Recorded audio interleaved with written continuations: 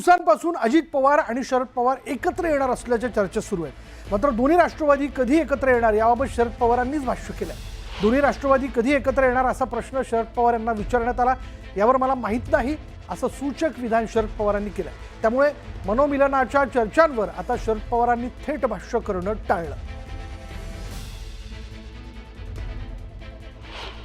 साहेब, गेल्या काही दिवसापासून सातत्याने चर्चा होती की दोन्ही राष्ट्रवादी एकत्र येणार, त्या संदर्भात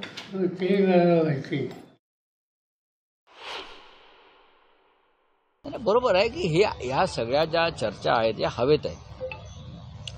जोपर्यंत आणि मी स्वतः या मताशी ठाम आहे की माननीय शरद पवार साहेबांची जी विचारधारा आहे, शाहू फुले आंबेडकर ही विचारधारा घेऊन ती जातात। यशवंतराव चव्हाणांचा वारसा हा माननीय शरद पवार साहेबच आज या राज्यात आणि देशात चालवत असताना धर्मांध आणि जातीय शक्ती ज्या राज्यात वाढलेल्या आहेत त्या शक्तींबरोबर माननीय पवार साहेबांसारखा नेता जो आमचा आदर्श नेता आहे तो जाईल असं त्यांच्या सहकाऱ्यांना, त्यांच्या समर्थकांना आणि आमच्यासारख्या त्यांच्या चाहत्यांना वाटत।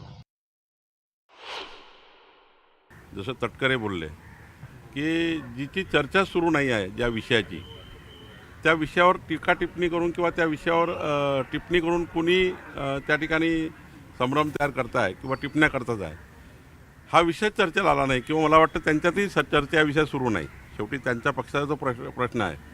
पण माझी माहिती जी आहे, एक राज्याचा भाजपाचा अध्यक्ष म्हणून मी काही माहिती मला असतं, अजून राष्ट्रवादीच्या एकंदरीत विलिनीकरणाची कुठलीही चर्चा आमच्या कानापर्यंत आली नाही। पुढली बातमी अशी की लोकमाता अहिल्यादेवींची 300वी जयंती देशभरात उत्साहात साजरी करण्यात येते। राज्य शासनाच्या वतीनं चौंडी या गावामध्ये जयंती साजरी करण्यात आली आणि या कार्यक्रमाला मुख्यमंत्री देवेंद्र फडणवीस, उपमुख्यमंत्री एकनाथ शिंदे उपस्थित होते। चौंडी हे गाव अहिल्यादेवी होळकर यांचं जन्मगाव आहे। हे खऱ्या अर्थानं प्रेरणा आणि ऊर्जा केंद्र असल्याचं फडणवीस यांनी म्हटलंय। या देशामध्ये जेवढी कल्याणकारी राज्य झाली त्यात छत्रपती शिवाजी महाराज यांच्यानंतर दुसरं नाव कोणाचं घ्यायचं असेल तर ते अहिल्याबाई होळकर यांचं घ्यावंच लागेल असंही फडणवीसांनी म्हटलं। त्यांच्याकडे एकदा 3-4 गरीब लोक गेले, त्यांनी सांगितलं माता आमच्या मुलींची लग्न आम्हाला करता येत नाही। त्यांनी विचारलं का करता येत नाही, म्हणाले आमच्याकडे पैसे नाही, लग्नालाही पैसे नाही आणि नवऱ्याकडचे लोक एवढा हुंडा मागतात, हुंडा द्यायचा कसा। त्याच दिवशी अहिल्या मातांनी फरमान काढलं, हुंडा देणं आणि हुंडा घेणं दोन्ही गुन्हा समजला जाईल आणि हुंडा बंदी त्या ठिकाणी अहिल्या मातांनी केली आणि सगळ्या मुलींची लग्न लावून दिली।